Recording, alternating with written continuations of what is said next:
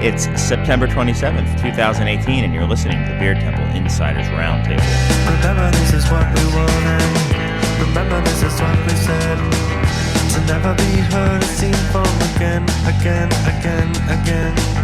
Remember, this is what we wanted. Remember, this is what we said. To never be heard or seen from again.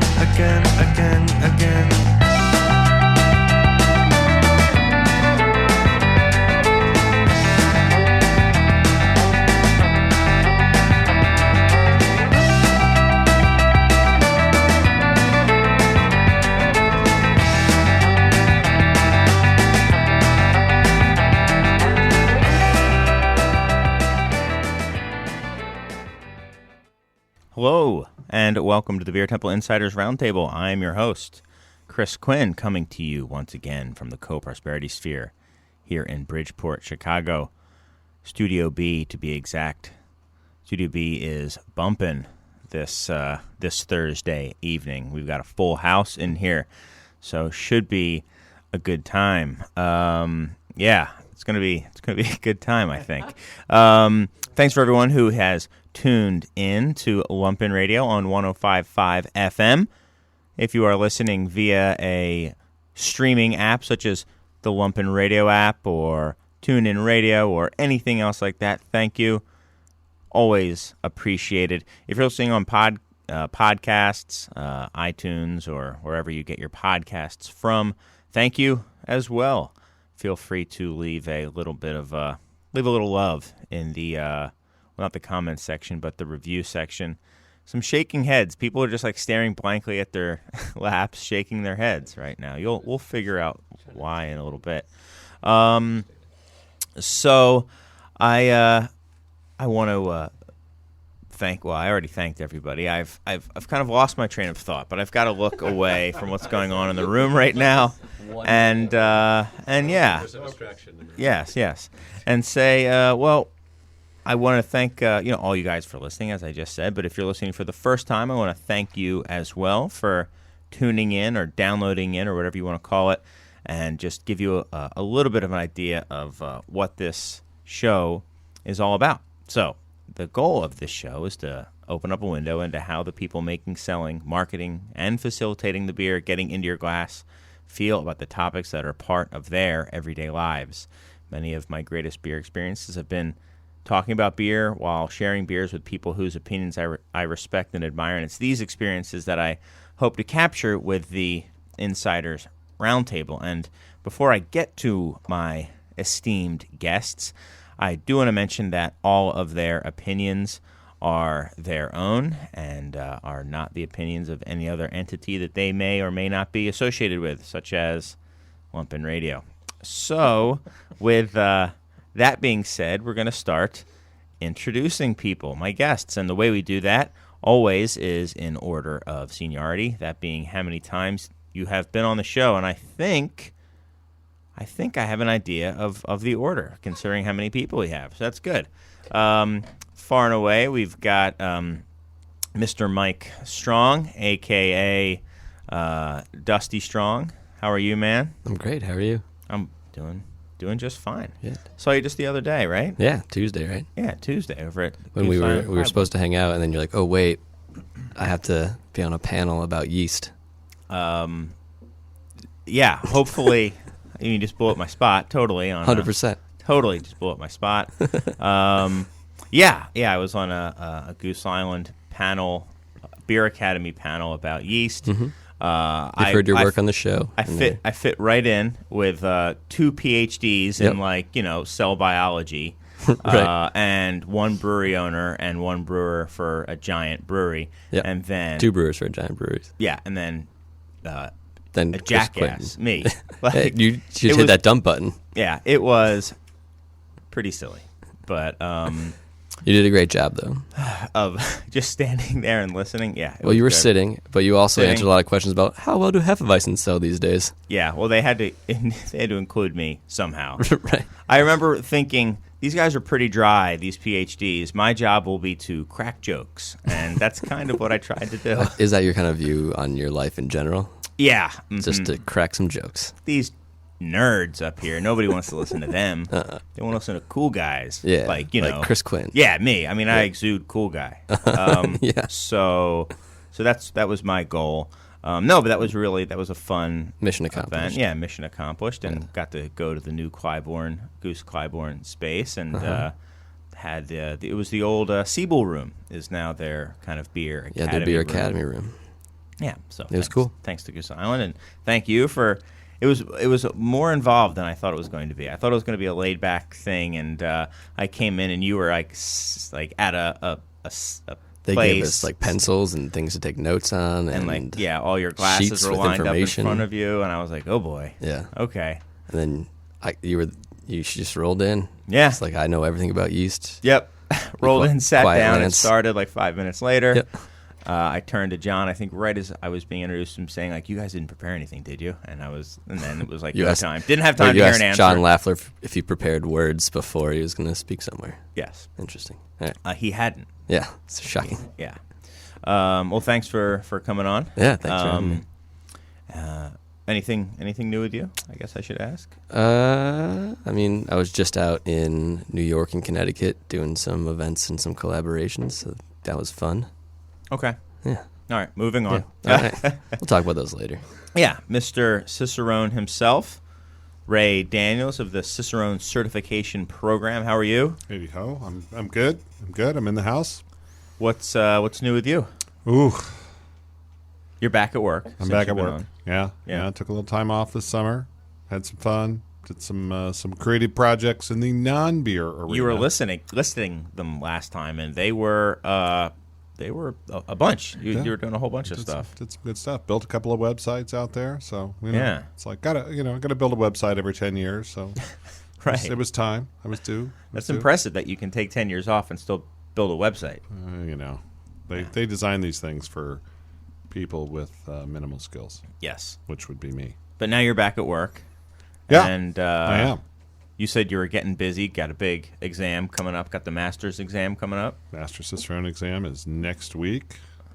Wednesday, Thursday next week. That's the highest level Cicerone. It is indeed. Right? It is indeed. How many masters are there? There are 16 in the world today. And how long has it been since the first master was crowned?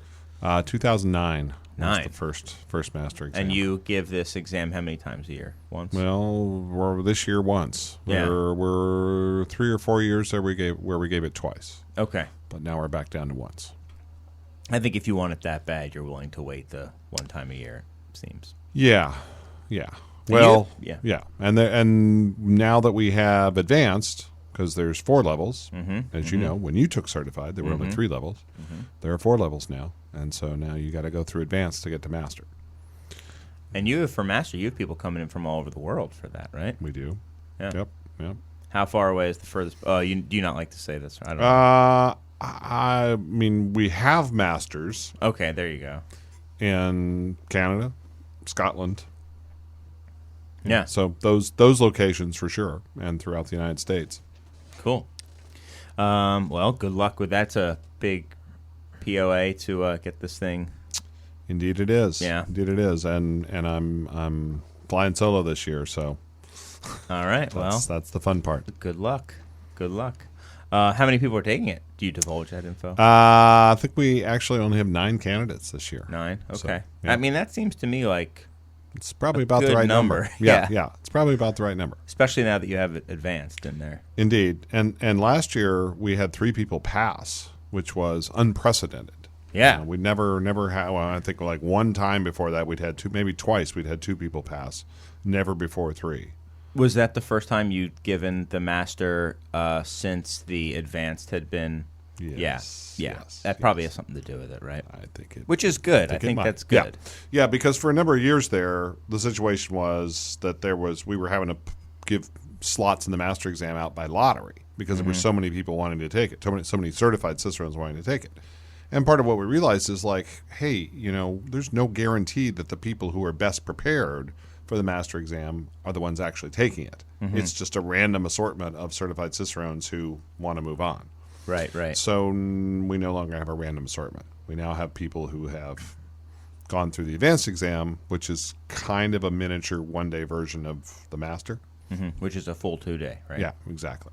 So, and again, it doesn't cover as much, but yeah, it's a good winnowing process. Well, good luck to all you Master Cicerone candidates out there. Should have been at this yeast thing I was at. I could have really dropped some serious knowledge on you guys. Is I'm the figuring- Gully yeast I'm on figuring the you- master? Yeah.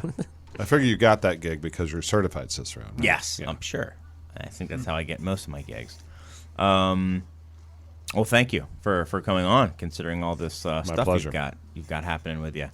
I'm not sure who now to say next. I think we have some extras, right? So we've got Cal. Cal stepped away from the mic though, and he brought a friend with him. So I don't know who's going to grab the mic now, but Hey, yep, it's me, Calvin. hey, what's up, Cal? Different How you doing, Cal. dude? Yep, great. Thanks for having me on. I'm from the Goose Boys and Girls Club, Ah. Chicago, Illinois. Oh, okay. Different Cal. Got it. Yep. All the right. The other Calvin's my manager. He's from Spiteful. Got it. Yes. And what brings you in here today? I live here, based here, big fan of the show. Huge fan. Just can't get enough. I'm streaming it. I think, what are we at? 105.5? 105.5. Yeah. WLPN. We're on the airwaves here, FM. Now, you're dressed like a monk, and you have a bald spot on your head. Is that real? Because A little bit of monkey see, monkey do here on the show, Chris. Thank you. I wanted to have your hairline. Yeah. And I wanted to dress for the weather. It's a little cooler out, and as a lambic loving monk here in Chicago, I wanted to just represent my passion and the craft, and the art form, the spiritual code of a monk. Yeah. So you love lambic so much that you live your life 365 as a monk. You wouldn't understand. I have a monastery and a bunker of lambic where I write my songs too. Did I tell you write songs? No. Yeah. So I've got an EP coming out, and perhaps our lucky listeners may hear a clip of a song later. Perhaps. Okay. We'll get to that a little bit later on. About I have that some special gifts for our guests. About that a little bit goose later on, lifestyle? too. About the goose lifestyle. It's more than a lifestyle. It is. Well, I think It's everything. I think you may. I hope our listeners will take something away from this. Okay. And now your monastery is that's what you call, like, what is that, like your, what would other people call, like, a basement or a closet or I mean, it's a Pantry. temperature controlled, 50% humidity, 55 degrees, located not too far from the Cicerone headquarters in the North Center neighborhood. Oh, okay. That's about all I'll say. That's all you need to know. okay. But that's, I don't even need to know that, but okay. that's fine. Okay, but you do know now, and it's actually a good climate for my acoustic guitar as well. Okay. So given the humidity in there as well. you're all about funky beers and funky beats. Yeah, and- got it. I don't want you to think we sound like Dave Matthews because I'm definitely not tripping Billies. But we do write. You'll hear a song later, and you'll make of it what you will. But the songs are all rooted in stories about beer, satirical with a satirical bent. Okay. I'm very proud of them, and I trust you'll find them worthy of your show. Okay. Well, I appreciate you coming on. We don't have much room, but if Cal wants to, spiteful Cal wants to come on, you can just give me go one get second. him. Yeah. Hey, Okay. yep, it's Cal. Hey, Cal. up? I'm going to move on because we don't have a lot of Cool, time. no problem. but What's up? Okay. My next guest is Mr. Gary Gully of Alarmist Brewing. Been a while. How are you, dude? Pretty good. What's- Yeah, it has been a while. What's new? I've got like carpal tunnel on my wrist. Oh, That okay. really hurts. Getting old. You didn't have that last time? No, that's new. My cholesterol is higher than it used to be, so I'm now on anti-cholesterol medicine. Gotta be careful about that. And then we just won gold in GABF for Hazy Juicy IPA. Other than that, nothing's really changed. Wow, yeah. So- The man of the hour. Yeah. Been the talk of the town. What's Apparently, that? I What's that guess. been? And then I'll introduce kind of both of you guys at once. You, Aaron Dahl of Alarmist is also on. You've been on in the past as well, but I think Yeah, Gary's it's been been- on more than you, so I had to this- introduce I think him I was first. here one time Yes. in the background, kind of in the corner, maybe 2 years ago. So What was? Let's just talk about that a little bit. Were you guys together when you heard that you won the most competitive? we're always together. The most competitive feels like sometimes. category in GABF history, right? I believe Yeah. I was picking him up to go to Beer Hoptacular, and I Were you listening live, or did someone tell you? Aaron was. I was live streaming it too in my apartment, and he was out front. And I was like, "Just give me a second. They're about to announce this category," and then And I didn't know that Yeah. they didn't know they were live streaming. Like, how the heck is he watching that? Mhm. And he's only Good catch, watching- Gary, by the way. Yeah, I'm pretty good now. And then I get a text from Paul Schroeder, who works for Brewer Supply Group, and he says, "Do you want me to grab your medal?" And I'm like, "What is he talking about?" And then Aaron texts me and said a few swear words, and we won. And we were Couple. like, "What?" So we're standing on the corner in what is it? Where you live? Avondale, yeah, not too far from the Right beer by temple Red. actually. and we're jumping up and down, and we're like, yeah, it was crazy. Like Rocky and Apollo in Rocky 3, just like jumping up and down and holding each other. Or any of the Rockies, if you any of them. But Yeah. it was absolutely. I called my wife, and she's crying, and not because we won, but she's tired of me calling her. We've been married a long time. Yeah, so. no, I know. But it was. I know about just the carpal crazy. tunnel. I get it. But yeah, it was crazy. I mean, absolutely crazy. So you guys won for Hazy Juicy IPA. The beer was Le Jus. How do you guys pronounce the beer? Les Jus. Le Jus. Yes, French for the juice. Yeah, the juice. See, you've figured it out, right? Yeah. Mm-hmm. Now, We're very sophisticated at Wellness Brewing. yeah. Not to take the spotlight away from you guys at all, but Dusty, how do you feel about this new category in general? About the new juice bomb category? Yeah. It's okay. I'm not against it, but there really should only be one category. Just a category of one at GABF. Which beer is dust? Which beer is dust, and Yeah. the gold goes to dust. No Yeah. silver was awarded. That's right. Well, the silver medal is for there's vintages. Oh, got it. Yeah. Got it. So you had some questions about the beer. You had like technical questions you wanted about the stats and stuff. Sure. I mean, if you guys would be willing to talk about the details of the beer, I think it would be interesting for myself and the listening public. Yeah. Yeah. We can Okay. divulge a few things What here do and you- there. What do you want to know? So I'm most interested. What yeast strain are you guys using? It's London Ale 3, London Ale 3. which is it's no secret. I don't. Yeah. Everyone, that's and the everyone in strain. the world probably knows what that yeast strain is by this point. Well, I think but- there's plenty of people who still use Yeah. Chico and stuff like that to make things look like this, but it Right. might be a different character that you get out of it fermentation wise that actually makes it the. It's dramatically different. We've tried. Yeah. I tried a couple different, things. I tried Chico. I tried American Ale 2. I've tried a bunch of strains. Never did Conan or anything. I never really liked that yeast strain. But, Sure. That's the heady topper yeah, yeast yeah. strain? Mm-hmm. but Yeah, yeah, Boddington. yeah, Mhm. correct. So And then, so what are the hops in this guy? it's again, no secret here. It's Mosaic and Citra. It's not. What are those? They're pretty Well, those common are- hops. They're hops. They're- Yeah, no one's actually heard of those hops. Yeah. So, Aaron, you should have so- said that. Sorry, Yeah. the word's out. And when are you guys using the hops? That one, no. Now you're not I'll gonna keep in my say. pocket. But that's kind of everyone has a different, riff on First that. word hopping So, exclusively, I assume? yeah, Just 100%. First word. 100 IBUs. Like, All warrior. All yeah, the time. all warrior. You All want to know warrior. about the All GBs, warrior. right? The juice bomb units? Yeah. Well, how many Yeah, how many JBUs? Oh, is that a new thing? Yeah. JBU? I can't. JBU. Yeah. Nice.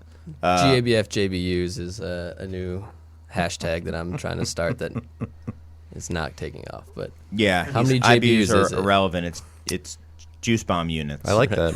'Cause I don't care for IBUs at all. Like every time we update our menu at the tap room, my manager walks in. He's like, "How many IBUs are in this beer?" I'm like, "That's such an irrelevant number." Will you guys go on record as being the So- first brewery that's going to put JBUs? I think we on should. their I think I'm menu? going to put that. I'll update the menu for you, man. Yeah, I like that that. would be great. I just Yeah. like, well, how big of a scale is this? So how high Well, does where's it go? our? You Well, have I to think ask- you guys get to define that now. Yeah. Right. Seeing as you literally created the gold standard. Well, yeah. So let's talk. Or about, Mr. well, no. Dave. We'll, There'll be some analytical stuff. yeah. How are we? Right. You have an analytical. Is this on the Cicerone Yeah. exam? Is this on the master Cicerone exam? The Oh, well, JBU. Not all pounds are created equal. So So I mean, do have actually. I had real questions too. Did you really? Oh, Those okay. I asked the real questions. I just thought you were first. going to ask about juice bomb units because I was like, yeah, okay. Juice I was bomb setting them up, and then you started asking real questions. I was like, wait, I what's still going have on more here? real questions too. We could talk about that because we're going to talk about GABF in a little bit. But before, well, thank you guys, by the way, for coming on, Aaron and course. Gary. Definitely. And I would just want to go around and say, are there any beers that you guys have had lately that you're excited about? I'll go first because I am excited to try this beer. This is Les Jus, right? You guys brought a fresh crowler of Les Jus. So this is the one, right? This is That's the one. Yeah. the one that rules them all. Yeah. We ran out of cans. That's why it's in a growler. We are literally completely out of cans until next week. Oh yeah, Yeah, Of course. It's been a little bit crazy. So, Can world's tough right now. yeah. man. Anyone else have a beer that they've had lately that they've been excited about? It can be the same beer, I suppose. Not juice related. I've been kind of. You know what? We'll just You're like not skip interested. that. I just No. don't even. I'm sorry. finish What this juicy sentence. hazy beer? Any beer you want, I suppose. We'll make an exception for you, Aaron. I've just been digging into a lot of Oktoberfest beers recently. So I thought the off color one was very good. The was it Waddle or something? Yeah. Like, yeah. Mhm. So I don't- that comes to mind. Yeah, that one was really solid. Gary, anything you've had lately that you've enjoyed? Man, we've had so many. The guys keep bringing beer into to test or try, and we had all those the Oktoberfest. I have to say, I really like the Waddle as well. So, John, stop making good beer, no matter what style it is. I'm getting tired of it. Mm-hmm. But yeah, it was terrific. And we had. I mean, I'm not going to say what we didn't like, but there were some of the bigger ones that just didn't seem to be as good compared to that one. But Domestic or craft, but not. I don't think any were local. But it was but interesting. not 'cause- German. I meant. No, But it's interesting because I think we had like 5 different ones you guys brought, and you could compare them, and definitely a huge difference in color and malt flavor and stuff. So it's pretty interesting. And Yeah. we don't, believe it or not, we don't actually drink juicy IPAs all day long because that would be exhausting. So. Yes. Well, yeah, yeah, for real.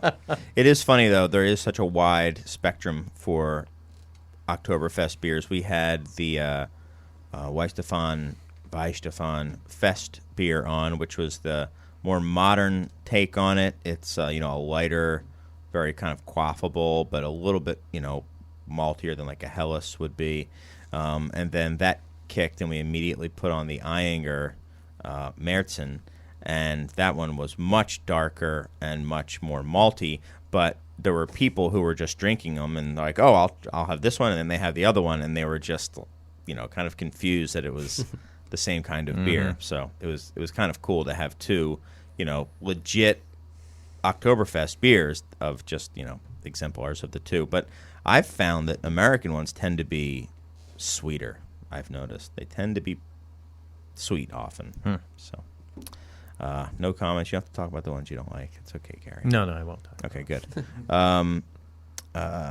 Anyone else? Ray or Cal? Or I know what the one Cal likes Goose, I'm sure of it.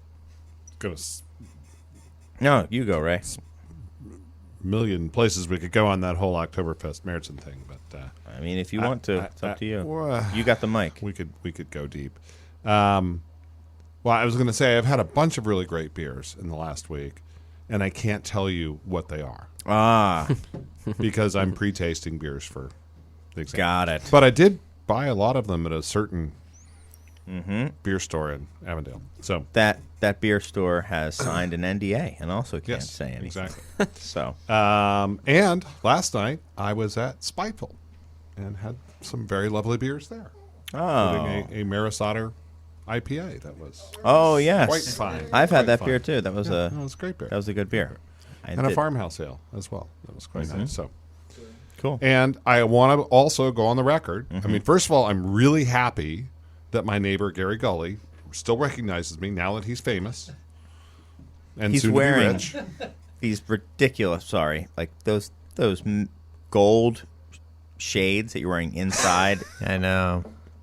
Are they All the prescription? bling. Are they All the prescription bling. or? You know, I don't know. I just bought them online. I found the most expensive place I could find them, Yeah. and it's just they're awesome. Like Okay. I look really cool right now.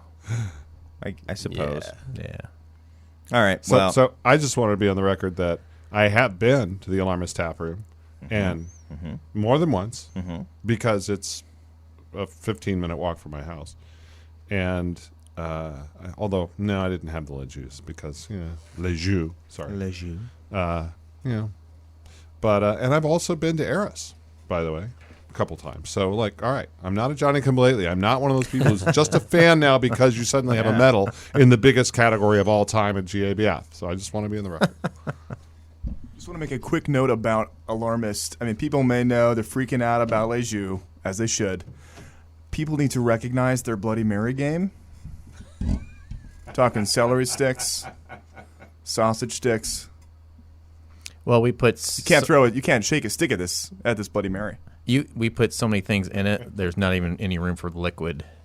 So we've got your beef sticks. We've got a whole egg, half of a baked chicken. So Sure, cheese puffs. Cucumber. yeah, Just whole tomatoes. it's a really good Bloody Mary. Yeah. If you like it real thick. Yeah. Two C's. Deconstructed Bloody Mary. Constructed brunch. That's good. You have like a whole tomato. Heirloom tomato. Yeah. Oh, cool. Thank you. I'm glad we're being recognized for that as well. You're welcome. That's gonna be a new category next year. And what time does the tap room open on the weekends?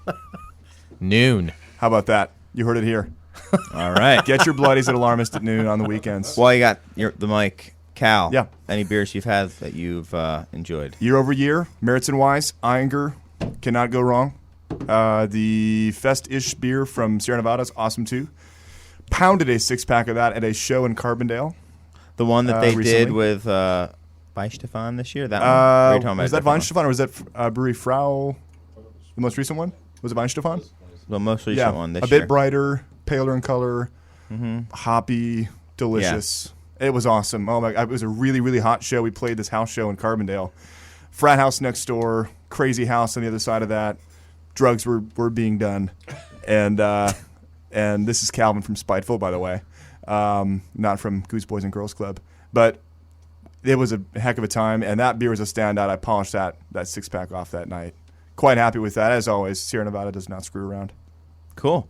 I think it's about time we take a quick break. I have beers that I like. Oh, sorry. All right. I was trying to not have to deal with it. No. What's up, Mike? Sorry. So I just got back from a trip to New York and Connecticut. I had a lot of right. stuff I loved. We made collaborations with Interborough, one with Beard out in Stonington, Connecticut, almost to Rhode Island, and then Tribus, which is a new brewery in Milford. A couple guys from Nebco that started up their own thing. So they all make beers that I loved. And then I also had some stuff from Hudson Valley, which is like they're making the sour IPAs. They were really interesting, really good, like legitimately unique. People say that a lot about things that kind of taste like a lot of other stuff. Interestingly, like sweet and sour and hop character and cool things going on. So Cool. And that was Those from ones. Hudson Valley? that was from Hudson Valley. Yeah. The sour ones? Cool. Yeah. All right, then. And those are available just kind of locally in the Yeah, I think you have to go to Atlantic. Hudson Valley to get those, and then you have listeners all over the place. So you can go to Tribus or go to Beard and get our collaborations We have a lot of or their beers. high too. net worth listeners, I like to call them. So they fly all They're over mostly the place and coconut get it. Distributors. Right? Yeah, we have a high net listener, high net worth Yeah, one. listener, and he takes his dirigible over there. Right. So It's hovercraft. That's Yep. easy for you to Either say. one. It's hazy for you to say. okay, now I think we're allowed Sorry. to go. We'll maybe 90 seconds or so. Oh, Aaron, do you have to, all right, who else? Aaron? Anything have you had anything lately that you've enjoyed? I remember Off Color. He started. I started the whole Oktoberfest. Producer Serge stopped me and If you win a pointed medal, at you get to go Aaron. twice. Yeah. Oh, Right. There you I'll just go. say it again. The Yeah. Off Color. Yeah, that's right. Was fantastic. Oh, So. you're pointing. I'm gonna. Yeah. I It's actually really good. just remembered a beer that I had not in the past week, but on spring break, I went down, took the family down to the Panama Carolinas. City. Oh. Coors Light. Yes, and we went to Wicked Weed. Really good. And went into not the sour, the place where they do the sours. They have another place in Yeah, Asheville. like the fermentarium. Yeah, we went to the normal one, and they had Funkatorium, just yeah. released. Aaron, what was the name of that IPA that I brought a case back? Interspatial, or what was it called? It's so good you can't remember. It's the so name. good. I have to look it up. They had just released it. They didn't have a flagship IPA, and this is one of the best IPAs I've ever had in my life. And From Wicked Weed? Yeah, it was really good, and I drank an awful lot of it, and I really can't. I might look it up when we take a break, and then maybe shout I it think out. they've won for their Segment's over. IPAs. Pernicious in the silver medal? Pernicious had one in the past, yeah. It was I like don't know what it is. astronomical or That's something it. like I think it was that. astronomical. That sounds right. Yeah. Very similar to that word. Well, what's the deal, Aaron? Was it as good as Gary says it is? It was really good. It was the first time I've really had an IPA with Calypso hops in it, so that kind of stuck out. Okay. And what was that? What's the character on these Calypso hops?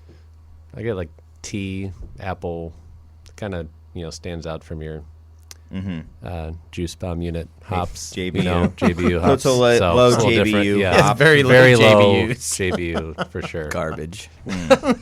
Not interested. Not even worth the time. Yeah. And it was still good. Whole case of Interesting. Yeah, Transformers. it's still good. Interesting. Imagine that. Interesting concept. It's going to take me a little while to wrap my head around that. So while I try to do that, why don't we listen to some of the other programming that Lumpen Radio has to offer, and then we'll come back with more of the Beer Temple Insiders Roundtable.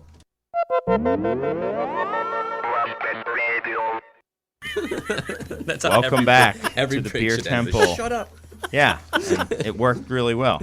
Welcome back to the Beer Temple Insiders Roundtable. I am your host, and I am presiding over a panel of rowdy guests. Rabble. Yes, we have Gary Gully of Alarmist, Mike Schallau of Pipeworks, Aaron Dahl of Alarmist, Cal Fredrickson of Spiteful. I know your name, but I don't know. And Ray Daniels of Cicerone. What's up, Cal? You want to say something? Well, I mean, it'd just be nice if you got, raising my name right. But I suppose there's still time left. Yep. He calls me Gary. He called me Gary. You always say that I say your name. Gary. Gary. Gary. Yeah. Gary. Gurry Galley. Gurry. Yeah. Go up on the roof or whatever the heck you guys say. Philly accent. All right. So, GABF, that happened, right? As we've talked about a little bit. I did want to talk about this, hazy, juicy category. First time that's those beer styles had ever been, I guess, recognized as a formal beer style, right? At a kind of a big competition like that. And it was, we talked about it last week, that it was pretty remarkable that a new category was the most entered category, and it was the first time in, I believe, 10 years that American IPA wasn't the number one entered category. So, yeah, it was very hotly contested, and I was telling the guys from Alarmist before the show, it was the first time, maybe ever, that I actually wanted to see who was going to win, like beforehand. Like, oh, I want to see who wins these hazy juicy things. And lo and behold, the city of Chicago dominated the category. So there was hazy juicy and IPA and hazy juicy double IPA. And of the 6 awards in those two categories, Chicago breweries took 3 of them. And I also think the yeast provider for those 6 categories also had provided the yeast for Like 2 for of the 3 other of them. ones, yeah. And that would be Omega and, friend of the show and frequent guest, Adi Hastings. So shout out to Adi and Lance and all the people at Omega for that. So, you had Corridor won for the double, and you had Eris, which Ray alluded to earlier. They won silver or Third. They Yeah, won bronze. bronze. You want to put some space between you and them. I get it. No, actually, they just they came by right before I left the tap room tonight, and we got to try it. So Cool. It was pretty cool having one and three sitting there at the same time drinking them. So Yeah. it's terrific beer. So it's crazy. Yeah, I mean the fact that just in the IPA category, 2 Chicago breweries won.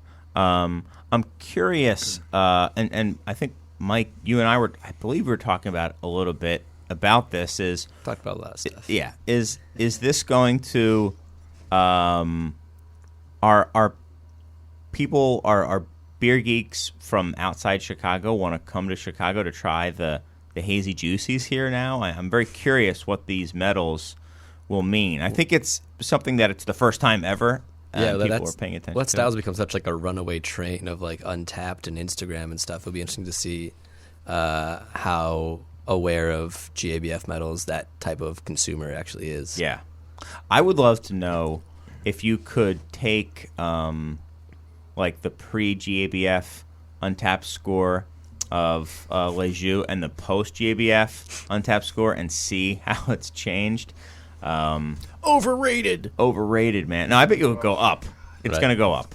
It's going to go up, I think. I can tell you. No, these are unbiased opinions. That's Sorry. what I meant. Sorry. Yeah. No, Anecdotal. they're getting better is what I mean. Yeah.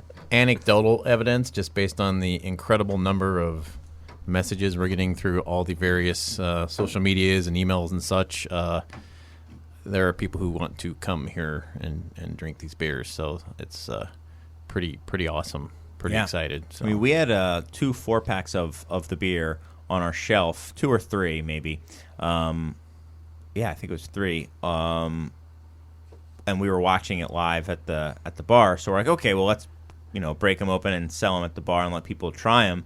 And we had pro brewers from Chicago coming in after they saw it on social media to come in and try it. Now, that's probably a very niche category of people who were paying attention to that right at the moment. But I mean, the beers sold out very quickly, and we don't sell a lot of cans over the bar, and those beers sold out very rapidly. So at least at that time, people were very interested in it. Yeah, but I'm curious if it would go beyond you guys to this. I don't know. You guys, Chicago owns the hazy juicy category now, right? Right, Ray?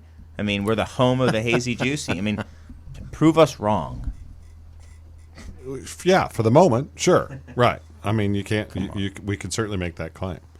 It's fun too. I mean, come on. Chicago's got a great beer culture. Yeah. And has had for quite a long time. We've always brought people to the city to drink beer. Going, back 20, 25 years easily, maybe longer. So, yeah, this is great. It's another reason for people to come to Chicago and drink great beer. Will it, spike the number of people coming? Maybe for a little bit. But the bottom line is, yeah, it's just going to contribute to the draw for what people want to come. But I do think that, separate and apart from the Chicago angle, that the fact that there were so many entries in these categories is indicative of, potentially indicative of an inflection point in, where craft beer is going. In what way? That we've gotten off of the, how bitter can we make this beer? I'm going to show off my manhood by the number of IBUs in my beer I'm drinking. To, Whatever, hey, showing this is it a off really by good beer. ABUs. It's drinkable. I like it. I would keep this in my refrigerator and drink it even when I didn't feel like assaulting my mouth with IBUs, right? So I'm hopeful about that. And I do think it may be indicative of a direction that the industry is going that is back towards drinkability, back towards a broader, acceptance in actually drinking beer instead of just collecting white whales. And Well, there is a new culprit that's starting to rear its ugly head in the world of juicy beers, and that's the pounds of hops per barrel that are going in for dry hopping. you mean the JBUs? No, those aren't the JBUs. No, Those are the PPBs. You can Yeah. actually measure. It is measure JBUs, but it's all about there's your- been some we've your had that palate. are just. I mean, if you've the easiest way to if you've ever just put a hop pellet in your mouth, and I'm sure most people here have, you'll know exactly what it is, because once you do it, you'll never do it again. And we've had some of these beers that are just. That's what it tastes like. Yep. So it's gone. The manliness of IBUs has gone to the manliness of vegetal matter in the beer. Well, I And, think that's like a marketing thing for me. Where like Yeah. you see on Instagram or on Facebook people posting that we're adding 10 pounds of vanilla, or we're adding 9 pounds per barrel of dry hop to this beer, and it's like there are certainly laws of diminishing returns in adding more and more ingredient. Like I know less is more is a cliche, but it is for a reason. Where like you adding that more and more ingredient to these things do not make them better. They make them extreme in a way that's Yeah. interesting and worth tasting at some point, but they don't make them more enjoyable beverages. Yeah, So I've had them before, and they taste like you have a hop pellet Yeah. in your mouth. It's a very good descriptor. I It would- tastes like anyone- raw hops. it's also anyone who drinks these beers, just go to your local homebrew store, ask for any hop pellet, maybe Mosaic if they have it, buy an ounce, and put one in your mouth JBUs are high on that. and chew that for just a couple of seconds, and you'll know that flavor for the rest of your life. For sure. It is so expensive to produce. That's the other that you're- thing, because I'm the and- chief accountant at Alarmist Brewing, Right. and I'm like, what? Right, and I'm the person who tells this how much it costs us to make this beer. When you look at those things, now that's almost never a deciding factor in whether or not we add more ingredients to a beer or we take them out. But when it is a deciding factor in how much we have to charge the consumer for it. So you see $20+ a 4-pack. It's like, well, you probably could have made a beer that tastes the same or better for less. But you find those balances at some point. Right. It's getting insane in that regard. And we've actually found using less hops in those ways actually express the hops more. But you probably shouldn't tell people that because they want more and more.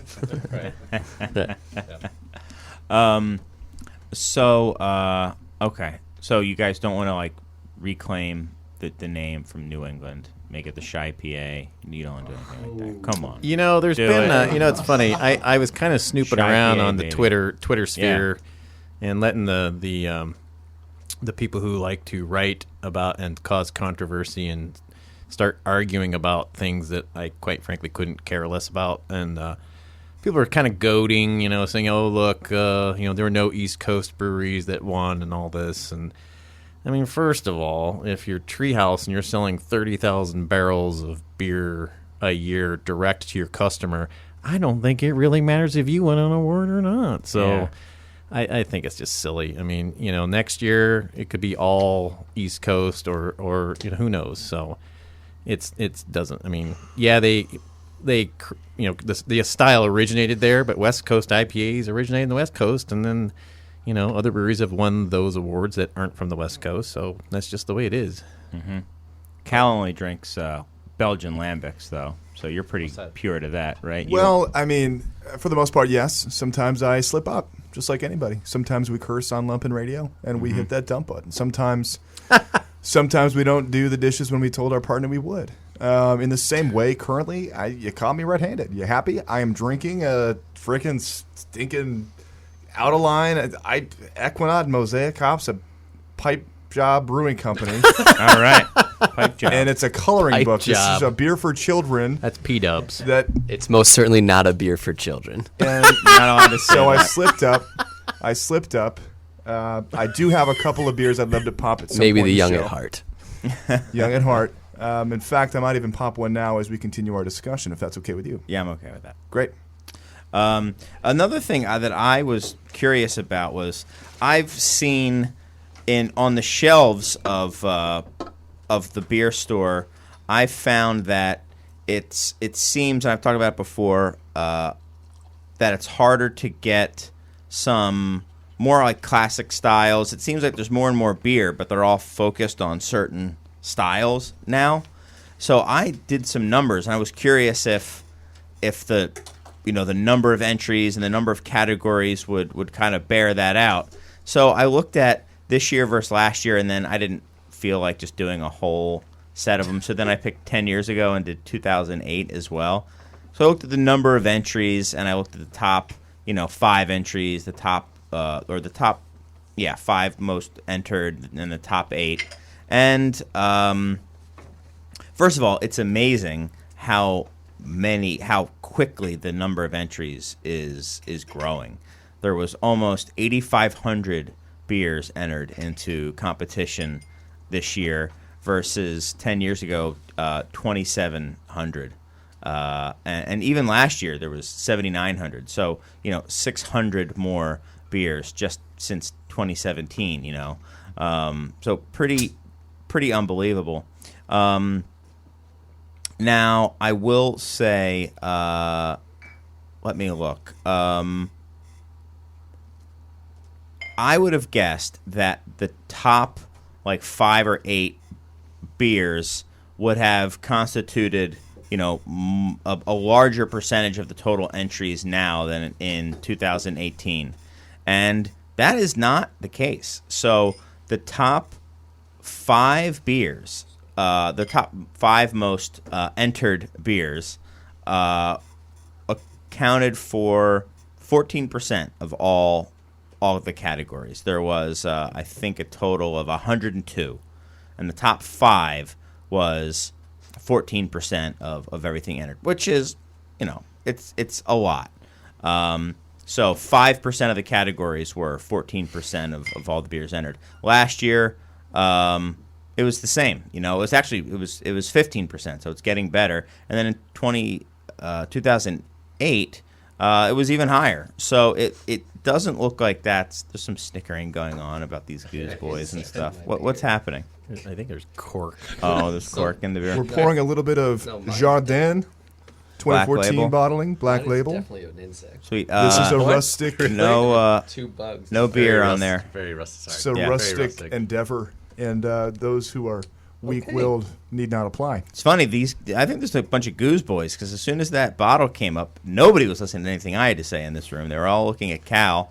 Well, I think that was the spreadsheet you pulled out. Yeah. Chris, maybe. Yeah, it might be that. Yeah, you're going into some statistics and stuff. And my Well, my point being- there were literal bugs in my glass. My- I got distracted. That might have been in there ahead of time. Who knows if Cal cleaned the He literally cleaned the glass pulled or bugs anything out of like the that. foam. Yeah. Why, thank you. But what I'm saying is Still at gonna least drink it. from the beers that were entered this year, it looks like they are less top heavy than they used to be. So I think on the shelves it may not be that, but it seems like you look skeptical, Mr. Daniels. Well, I know for sure there are more categories now than there used to be. Correct. Yep. So I think you'd have to factor that into the analysis. Yeah. So I tried to. I did my best to do It's that. very statistical analysis. Yeah. No, I did. I did. I have to say we're of the same mind here. I mean, Yeah. I cannot tell you how many hours I have spent crunching numbers of GABF entries, tracking. Well, what have you found Well, then? heck, if I can remember at this stage, Oh, I have to pull my spreadsheet out to remember that. right. stuff. So, all right. If you really want to get the spreadsheet, so it does seem like that the ratio has gone up a little bit, but not much. So it was basically 2-to-1 of the percentage of categories and the percentage of beers in the top, 5, and now it's 2.5 to 1. Well, so here's how I would assess that concentration issue. How many beers are entered in categories with the letters IPA as a part of that category? Right. And I think if you run that one, you'll find that the amount of concentration is stunning. Mm-hmm. I mean, there is interesting. I mean, one of the I think maybe 5th highest entered category this year. So the number one was the JBU IPA, and then the regular IPA, and then which were by far the 2 most entered. By far, they had 100 more entries than anyone close, almost double. Who won regular IPA? I don't even pay attention. Nobody cares about that style anymore. Yeah. Yeah, it's here. It's somewhere. Dust? I think Dust won. Obviously. Every other category was Dust. Yep, every other style was everything was Dust. Really, I don't know. It's in here. I'm not gonna look. So, I mean, I'm not going to take the time to look. I guess Deep analysis. There you go. From Chris. It's American style, American style IPA. I think it's in here on the second page there, Serge. Thank you very much. But the fifth most entered category was 1, 2, 3, 4. Yeah, German style pills this year. Awesome. So there you go. Cool. So a lot of people Not hazy enough. True. I'm sure some of them were. Accidentally. I had a quick question.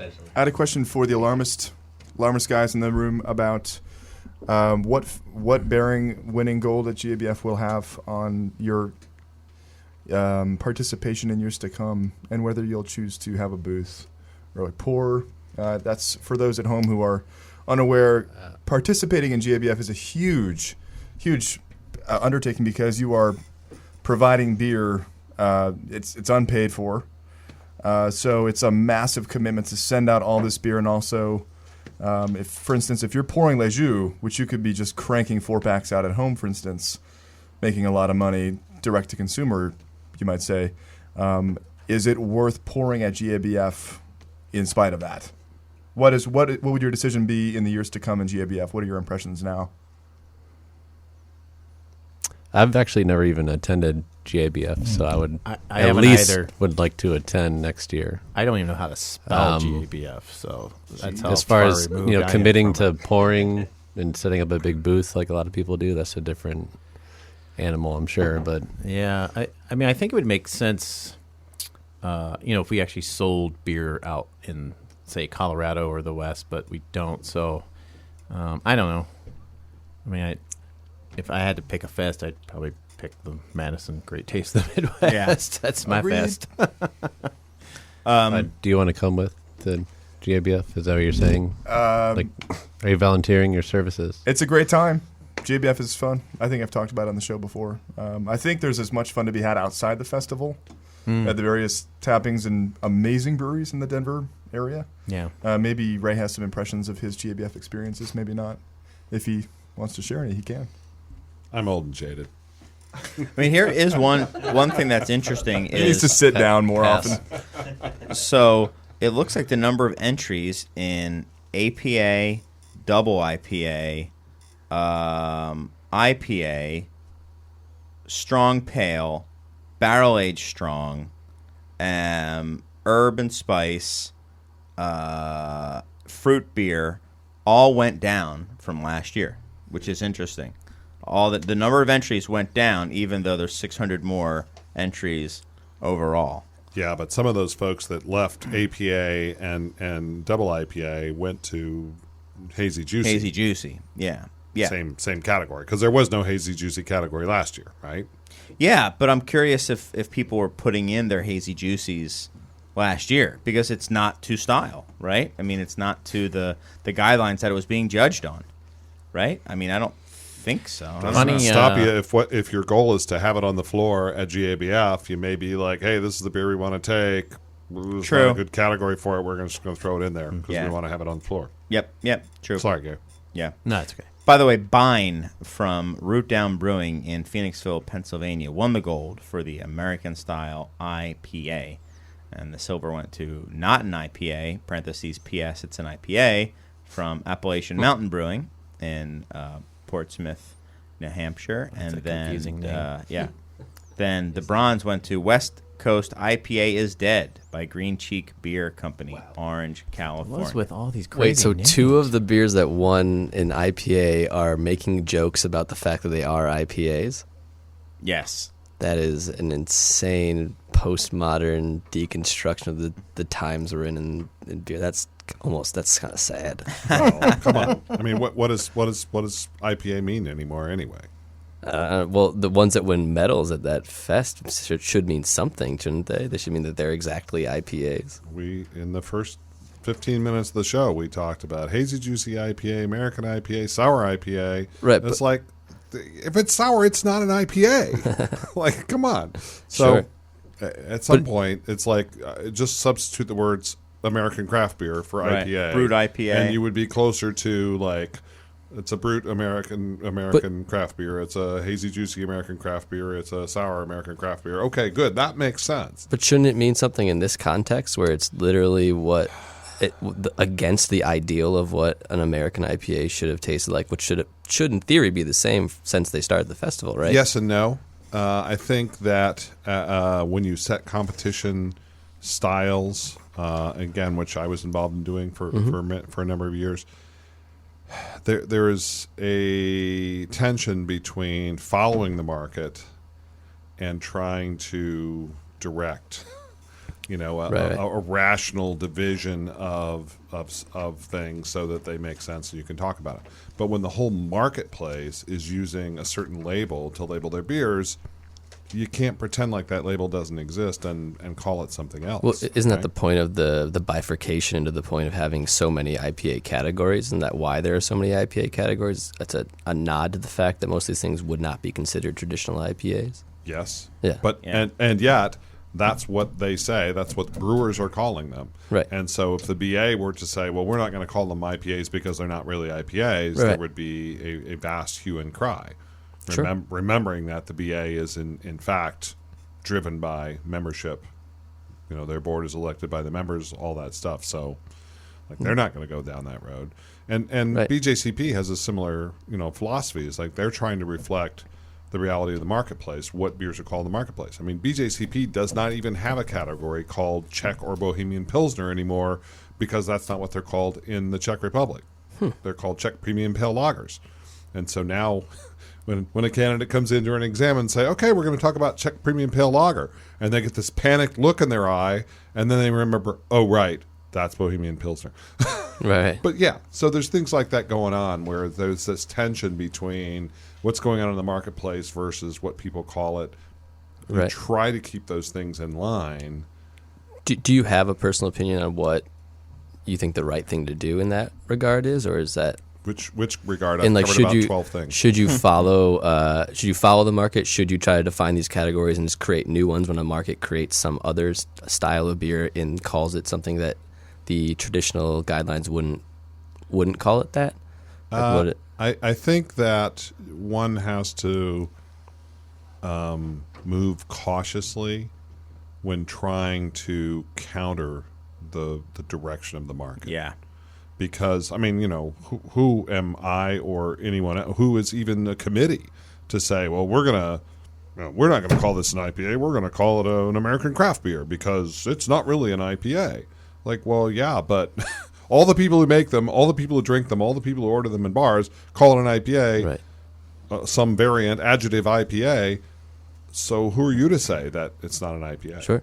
And then the flip side of that is it can go in the other direction where, like you were saying before, everything is labeled an IPA because if you put IPA on the label, then it sells. Yeah, and now you're saying IPA is no longer really a style because everything is an IPA. Right, it doesn't really have any meaning. So Again, it's an American craft beer. To go back earlier into the conversation about how many categories have IPA in them, wouldn't we ultimately now be talking about the fact that the type of liquids being produced are actually more diversified? The way that they're being taxonomically categorized is what is actually converging within that IPA family. Yeah, so you said like look at how many different times. times of styles of IPAs there are now. Well, yeah, so wouldn't that indicate that the actual liquid is more diverse and it's yeah. I do think that's correct. Definitely the universe of highly hopped beers is much bigger than it was 20 years ago. or at the very least hop driven, the acceptance of those beers by consumers is much higher than it was Totally. 20 years ago. Not So to interrupt you things have guys, I definitely got to changed. mention you're listening to WLPN LP, Chicago 105.5 FM, Lumpin Radio. This is the Beer Temple Insiders Roundtable, and we're just listening to Ray Daniels and Mike Schallau talk about the proliferation of IPA. What were you saying, Mr. Daniels? Sorry. You forgot. Moth. I just find that the categorization and like the linguistic problems of these things to be really interesting, because I was talking about how I drank one of those Hudson Valley IPAs, and they're very high finishing gravities, they're very low pHs, they're obviously driven by the hop character. They are in no way a traditional IPA, and yet they're called IPA because that is a reference point in the For hobby. market at large. And so as a producer, you run into this problem of how do I communicate what this beer is and still make people understand that they're going to like it. Like I don't know I don't know how to solve that problem for Hudson Valley. They're making these. There's lactose. They're kettle soured. They're several pounds per barrel of American hops. So like what is that? And trying to come up with a completely new idea is Right. I think suicide. IPA is what that idea has become.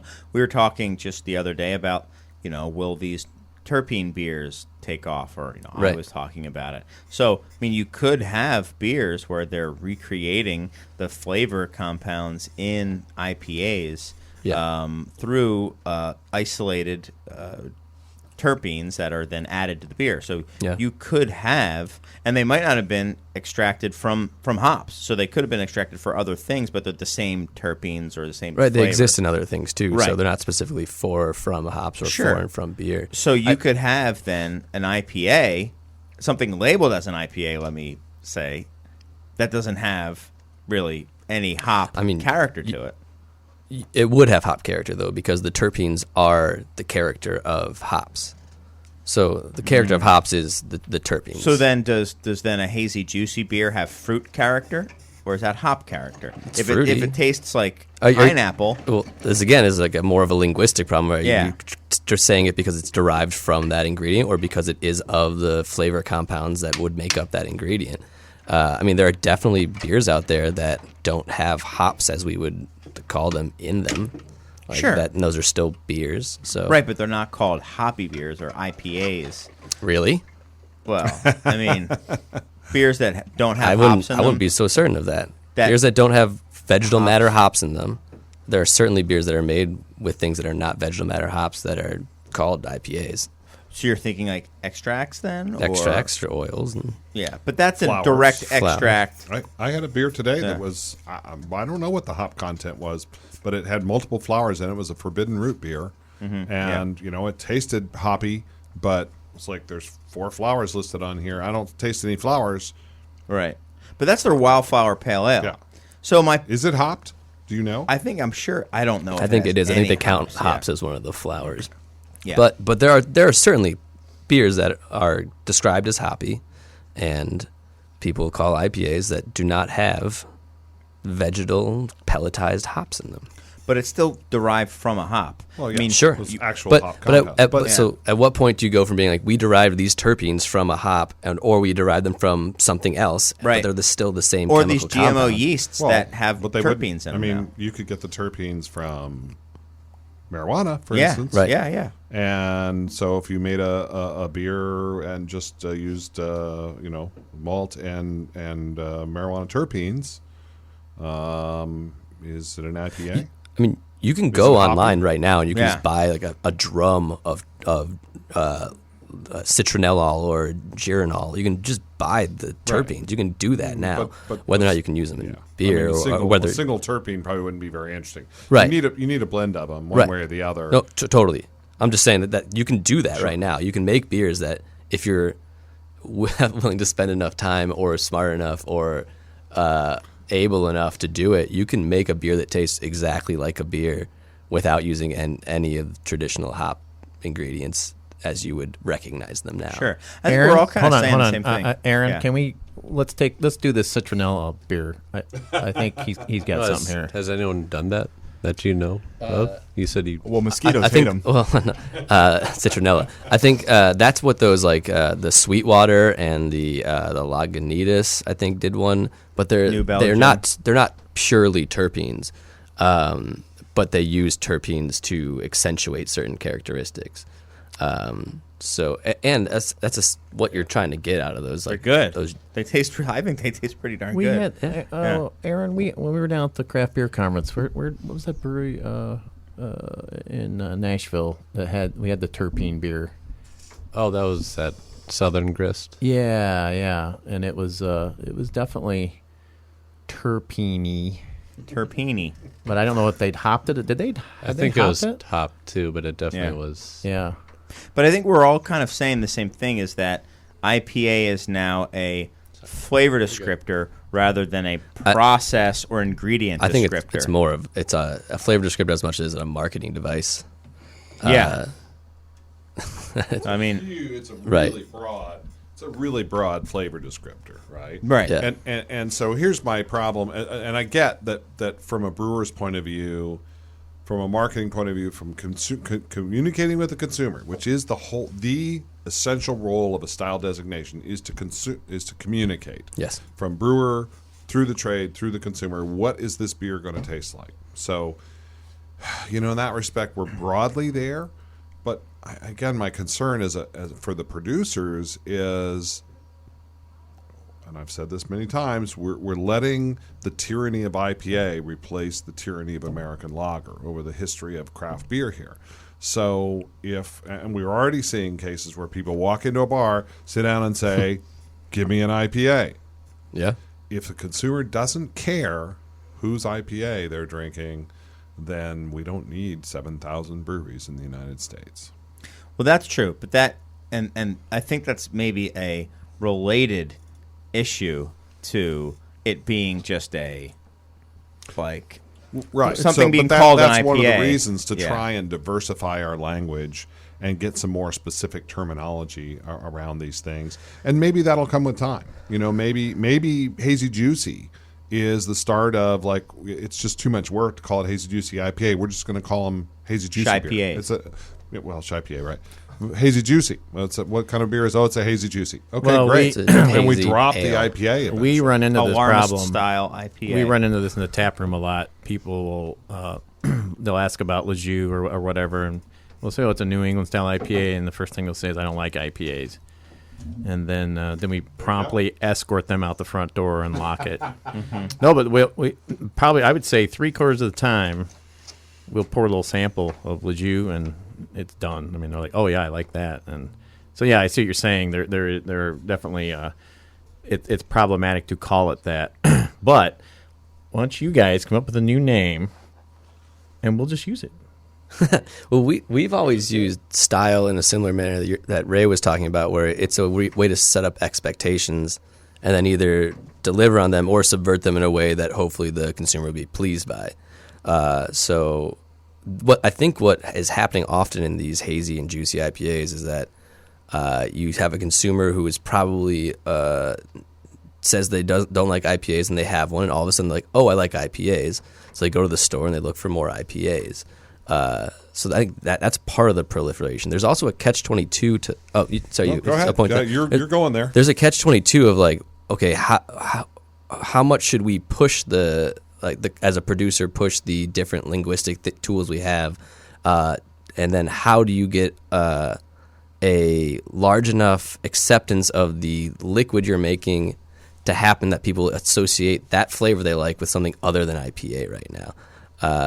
So that I was at an event recently with one of our neighbors who makes a beer that is a little bit hazy. It's very fruity, but the fruit characteristic comes from the yeast characteristic, and they do not sell it as an IPA.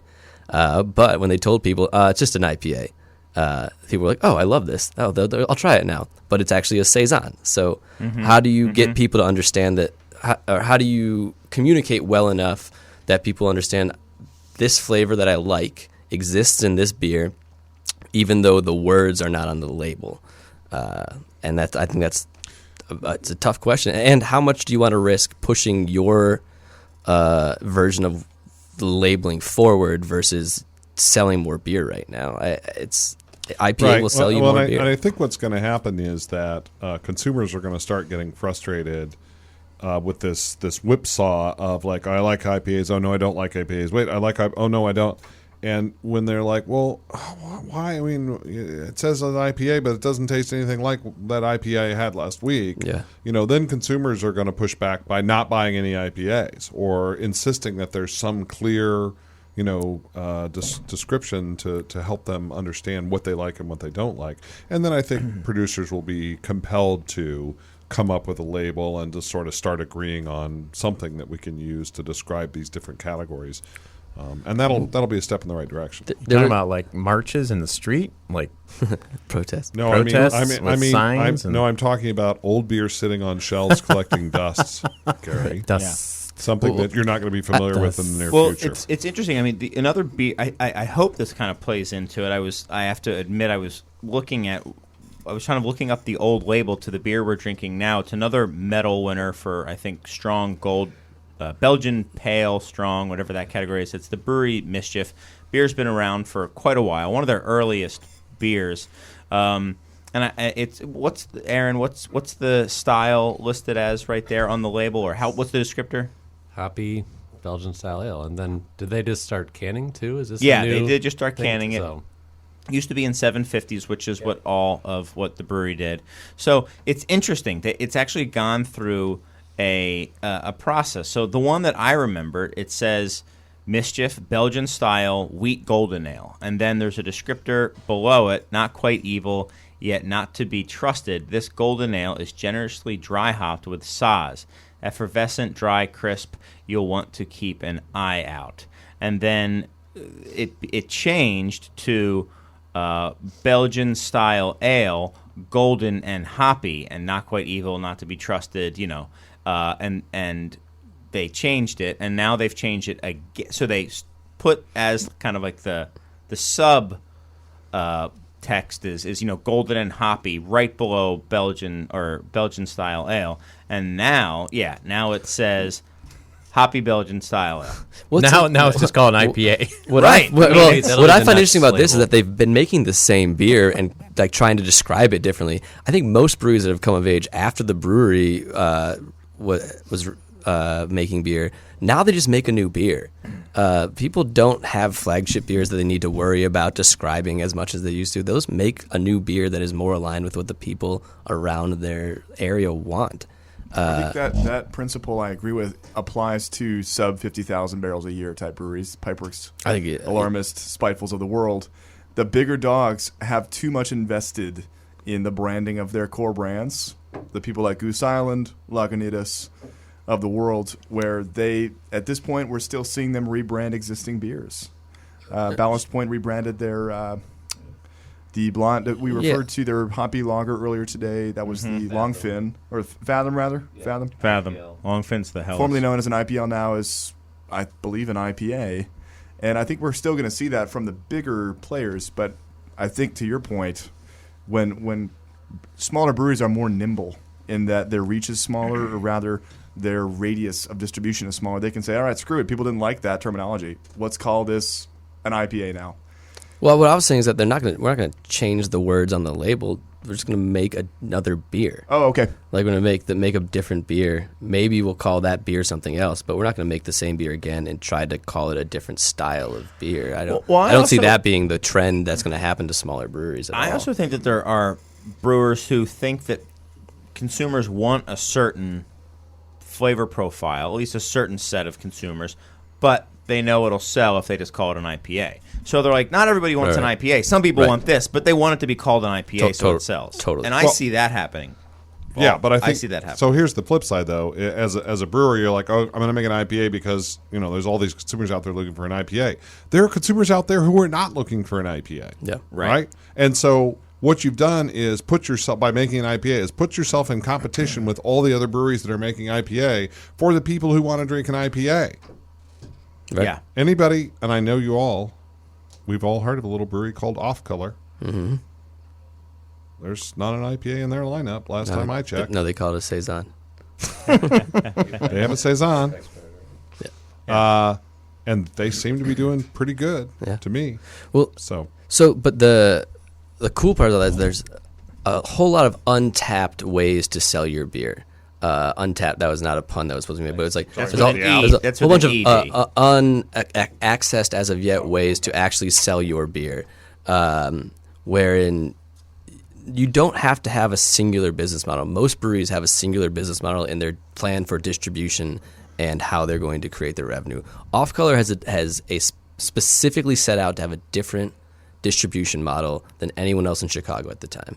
They purposefully went broad and shallow in a bunch of markets too. So they would have They went pull with an through. importer. Yeah. They're heavy here, definitely. But they would be in a lot of places where people who wanted to seek out those types of beers would find them. So those people that want to drink more, I was going to say more interesting. That would probably be a suicide mission to say IPAs aren't more interesting. But more, just different beers. Those people exist, and they exist more now than they did 6 years ago. But It's like the brewery you gotta model, find the them. Jolly Pumpkin model. It's kind of Right. go broad. it's so much easier, and you've seen people be very successful selling just locally and just out of their tap room, and that's right now a very IPA driven market, as is the rest of the country. But you can make whatever beers you want as long as you are flexible and smart about how you figure out where to put them. Aaron? Just a little side note, though. Didn't Jolly Pumpkin just brew a hazy beer and put it in a can? Probably. Like, I saw that and that just doesn't make... Floored you? Surprised you? So- Yeah, yeah. I didn't hear So- that, but I mean... Oh, did they see we won the medal and they decided to? Is that what they did? They wanted to make an alarmist They're gonna do style that. pale ale. Bambier is just not cutting it. Yeah. Let's make a spontaneously fermented hazy. I think go. I Why think not? it's about Good job, time Jeff. we It's we listen London to some 3 and music. Pediococcus Yeah. and Britannomyces. And So we got DJ Serge here. Do you want to say something? Are we right before going to go? listen to Brother Calvin's music? I think we are, right? Yeah. I think it's if not here, then maybe it'll be later on. No, we'll. I mean, we got the DJ here. He'll mix it in on the 1 and 2. You brought some vinyl, I assume, right? Because he's going to be scratching. It's a 45, so I don't know if you're set up to play that, but we're gonna go ahead. They got it. Yeah, he's got you. So we got DJ Serge here, and he's going to play some music. You might hear some Goose Boys and Girls Club. Yeah. So and then we'll come back and talk more beer on the Beer Temple Insiders Roundtable. This is my conquering song, laid on a wave so strong, but the broke down life far too long. Well, this is my conquering song, where only my love survives. The long crawl to the tide, all else at the door be denied. Only my love survives. This is my thankful song for all that has been and gone,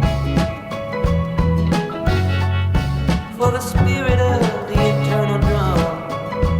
Well, this is my thankful song, where only my love survives. The long crawl to the tide,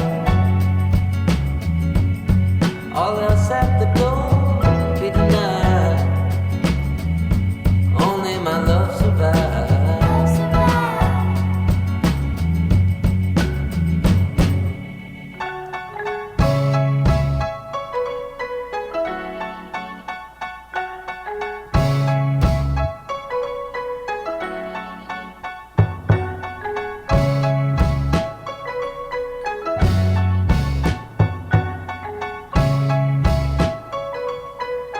Only my love survives.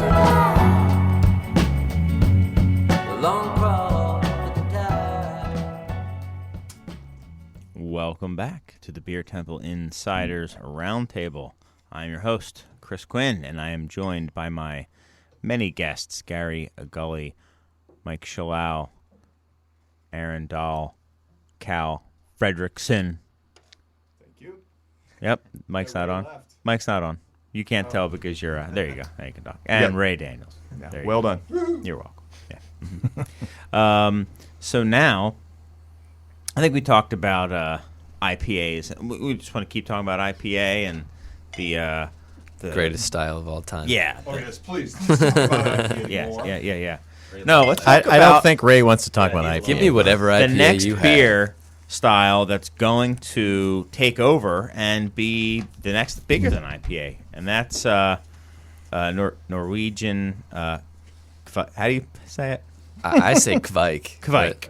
It's not. Norwegian Kvike. I don't think it's not necessarily a style, but it's a new yeast strain that behaves in a lot of interesting ways that allow for shorter fermentation times at hotter temperatures, but without off flavors. Yes. Well, thanks. Okay, we can just move on because you've gotten to everything now. Okay. Nailed it. No, it's a yeast that's been around for a long time. It's used up in Scandinavia, Norwegian. They do a lot of like raw farmhouse ales with it that people have been very kind of geeked on.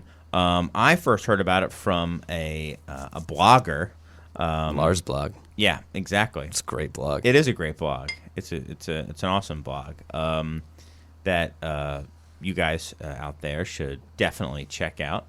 But yeah, it's a yeast that's just been being used for forever. As long as people know, and it's just their house culture. It's not the way that it works for them is they have like these braided rings, or I don't know if they do this anymore, but this is the tradition, and I think they still do it in many places.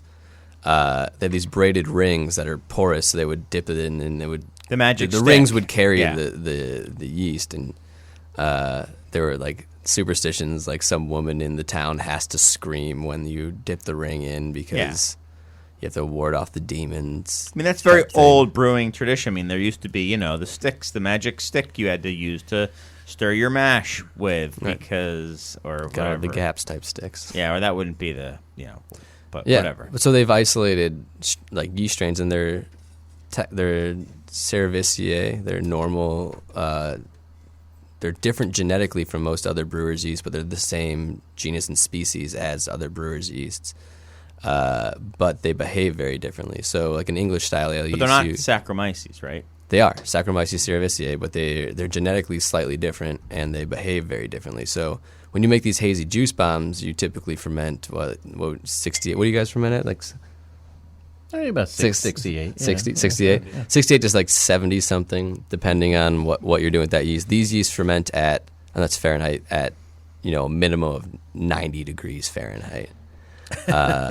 So typically, if you were to take a English style ale yeast and bring it up to that temperature, you would have all sorts of off flavors, undesirable, phenolic, high ester, kind of high alcohol things you don't want to drink. Vomit IPA, Ray. That's a new style. Dog hair IPAs. The IPA is a little soft. Wet dog IPAs. But this yeast, you can ferment at those temperatures, and you get none of those things, and it finishes out dry, like as attenuative, which is another thing with these kind of strange yeasts. They don't tend to be as attenuative, meaning they don't eat as high a percentage of sugar as normal domesticated brewing yeast will.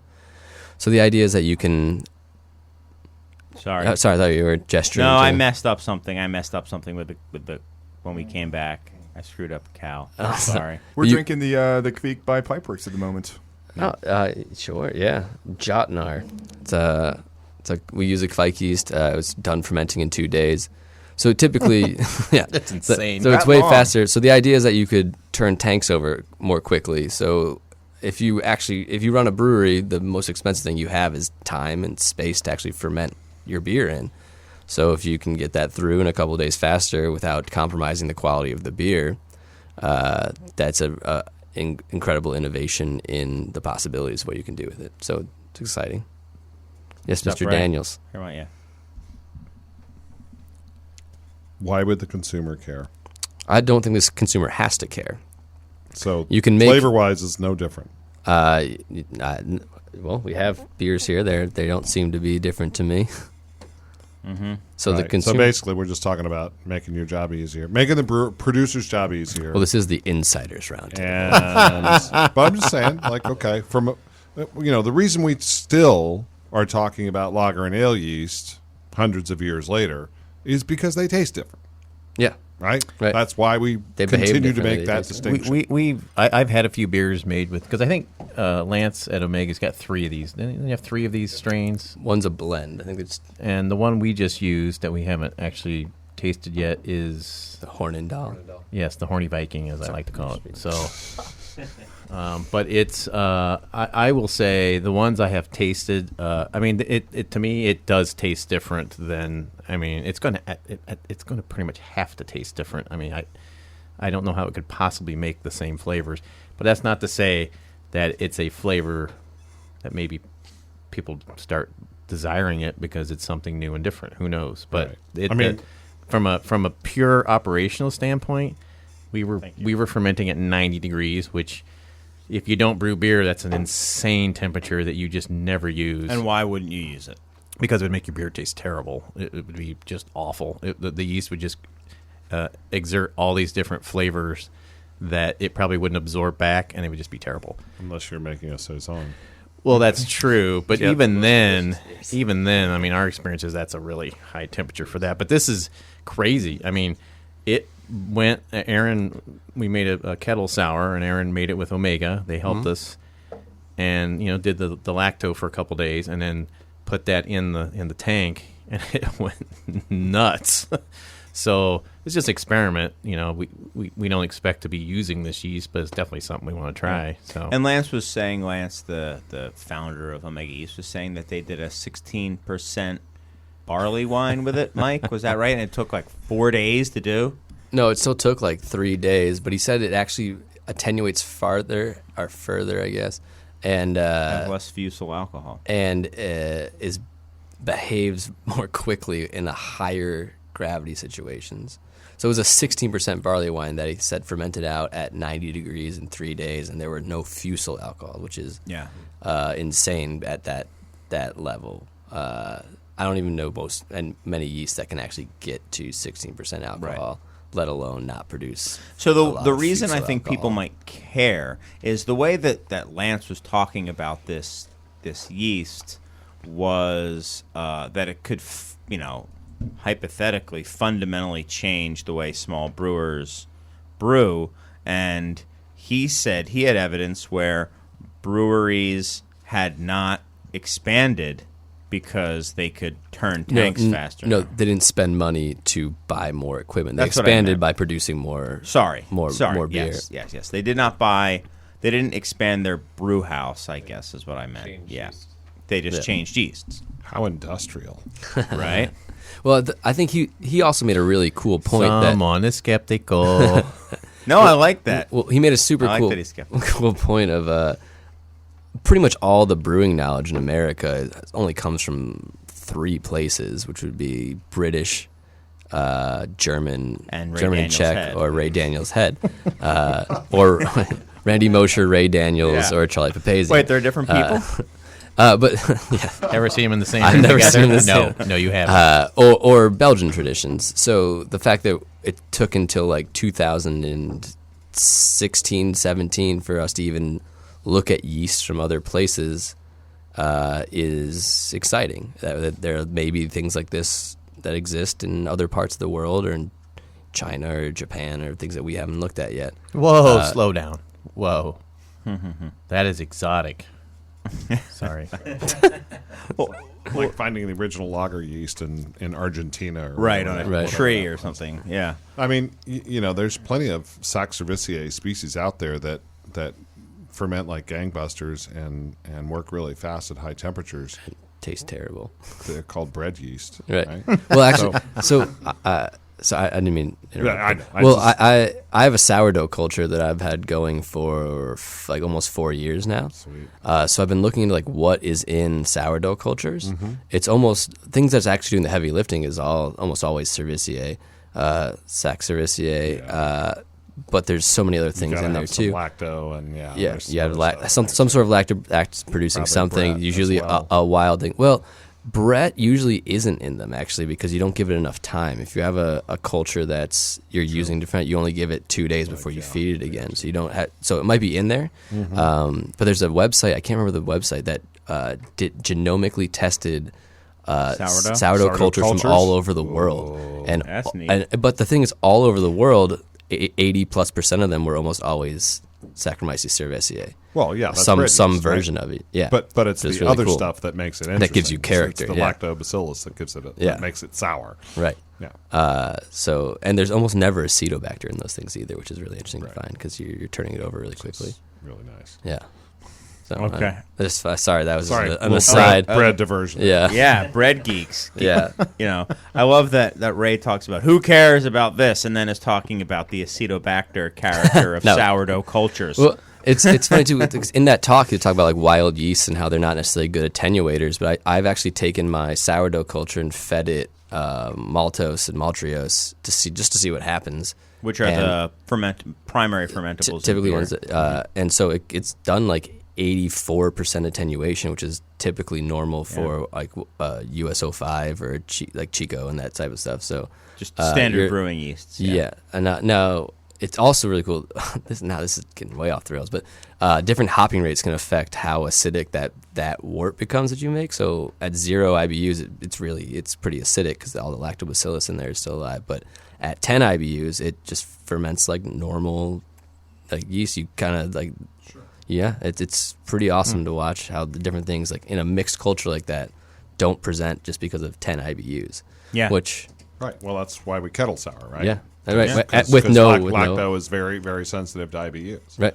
Yeah. That's I mean, right. that's well, how some of it is, some of it's not. I know, like, I get through a show without mentioning Scratch. I know that they use their sourdough almost did it. culture, but that's how they adjust, the acidity. Yeah. I mean, a lot of it has to do with hopping rates. I've and heard they hop Jester it- King does a similar Yeah. thing with their mixed culture where Big they're lord. hopping rates to control the acidity of it. Yeah. It's an interesting world where like that we still know very little about. At least most people practically using these things. Mm-hmm. Clearly, there were PhDs that know a lot about it, but Right. But it is amazing that the beer industry has gone so far with just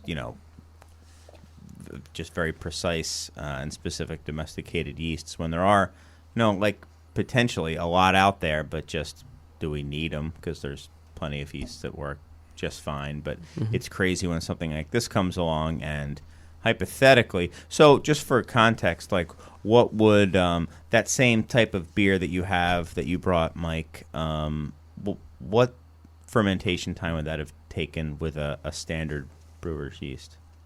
3 times as long. And it depends on how good we are at what we're doing. Okay. What temperature we're fermenting at. But typically, if it was 2 to 2.5 times as long, you would have been, just fine with that fermentation. That's normal, time. yeah. I mean, to be honest, this beer in our production cycle took the same amount of time just because we didn't have the bright tanks open to do it. So But after it it was could done have, fermenting, yeah. it could have been out. I know Lance talked about how they did a beer with Lake Effect, I believe, that was packaged within 7 days, which is right around where our fermentation time would just start to be finished, which is a dumb way to put that. But there's at least another week in primary fermentation, a couple more days in the bright tank after that, or in the primary fermenter and after that. So you cut the time down by half if you really want to push it. You also probably can't make this your house yeast. You can repitch if you're doing it the way they're doing it there, but you can get it in and out within 7 days and have a beer that tastes pretty much like regular beer and like an IPA. Yeah, regular beer. Yeah. Yeah. So, yep. What? Oh, Gary, there you are. Sorry. Gary. Oh, I thought, were you saying something? Or No, I wasn't. Oh, okay.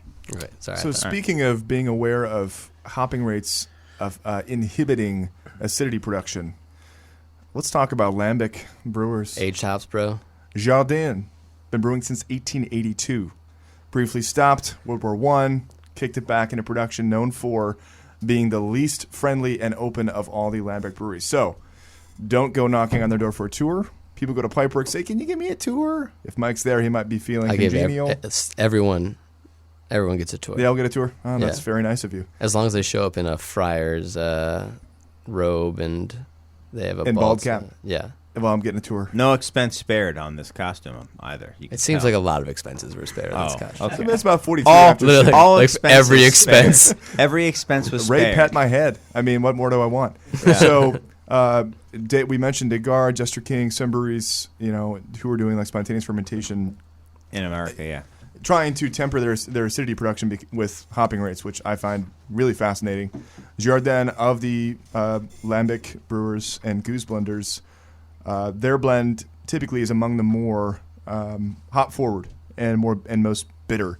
So we just had a vintage from 2016. It has just a distinctive caddy dank resinous note that I love. You think of you're using bitterness Simcoe, bro? on the finish. There might be some aged Simcoe in there. Could be Azaka. Can't quite parse. 100% Citra. I thought they were 100% Citra now. Yeah, 100%. You'll have to take it up with them, with Paul Jourdain, the current person at the helm there. They would murder us if we ever. Oh, yeah. Good thing You guys that in Citra, bro? Yeah. they want nothing to do with that. We're currently drinking a Driefonteinen goose blend. So what's interesting about this one is that it has a more expressive acid dimension to it. It's a little bit more sour. This is a blend of goose all. boy.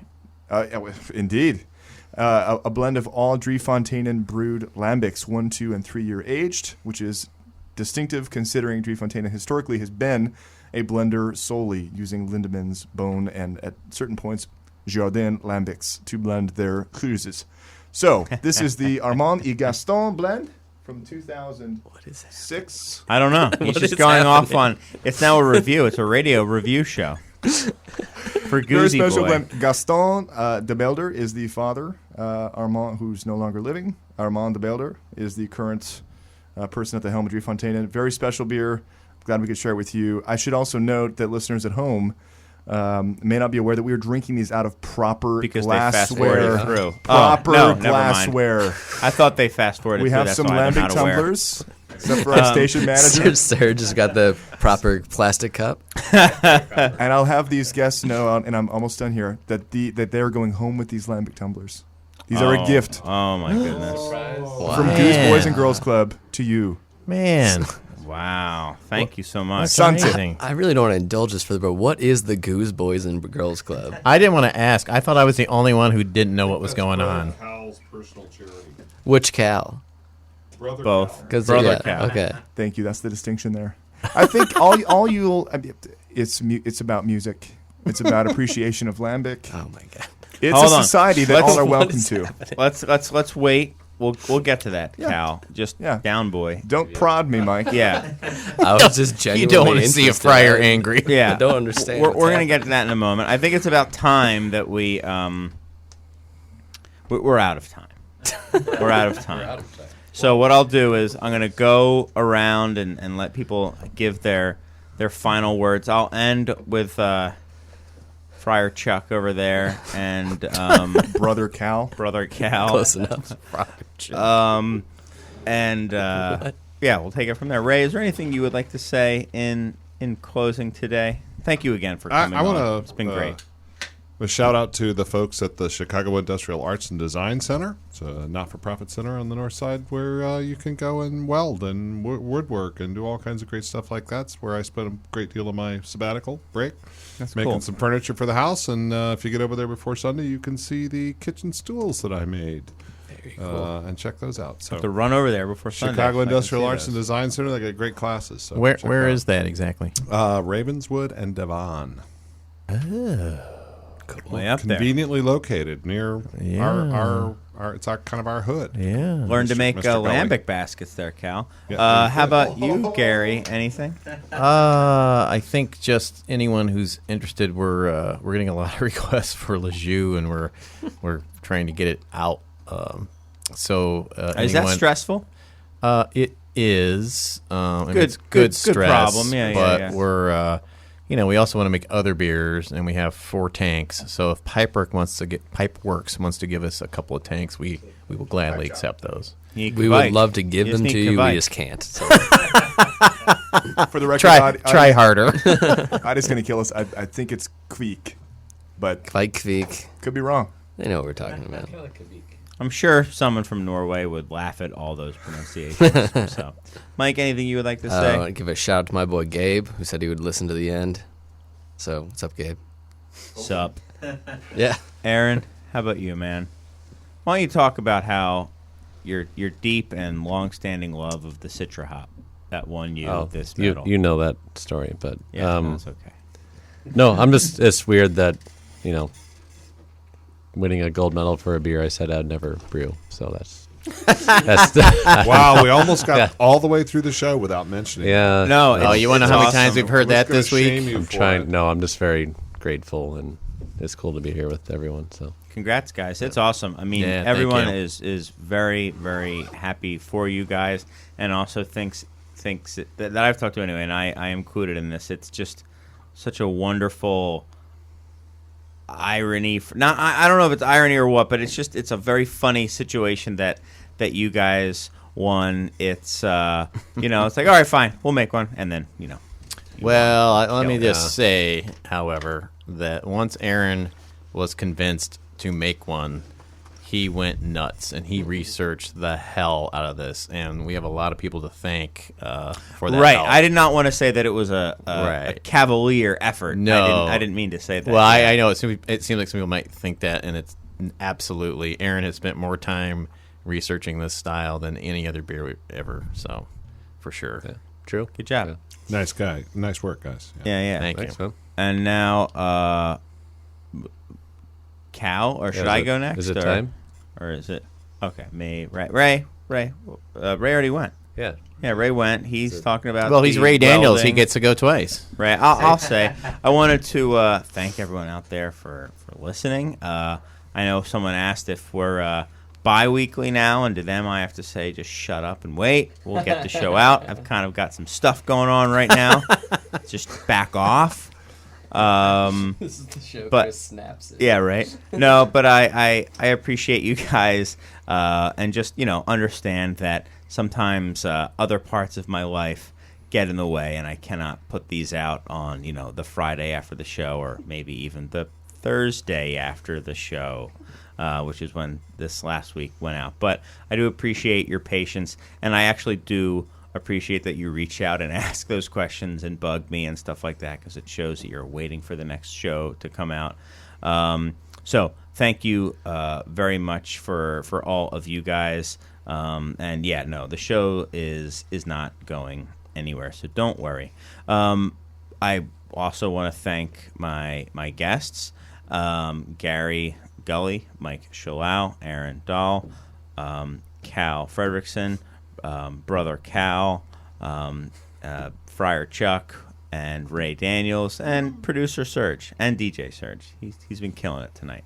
So it's been a while. It's been, I think, Cal, why don't you let Cal back in, and you can do some, why don't you just play us out? Would you mind? Take it from there. For sure. Yeah. Grateful to be on the show. First time ever. This is Brother Cal. Wanted to plug. You sound very different from Cal Fredrickson. It's amazing you're uncanny. two different people. It's uncanny. I mean, I can see that there's two of you here. That's how I know. Well, I get out of my monastery every Thursday for the show. Your pantry, you mean? To watch out the window on Morgan Street. But we're going to listen to a song called Bottle Share off the forthcoming Sante EP. The release show is at G-Man on Clark Street in Wrigleyville on November 15th. This is the exclusive premiere, reggae air horns galore. I don't know if you have that, Sergey, but yeah, thank you, Chris. This is it's a song about getting divorced from your spouse for not cleaning the Schallau glassware properly and having too many bottle shares. The song is called Bottle Share.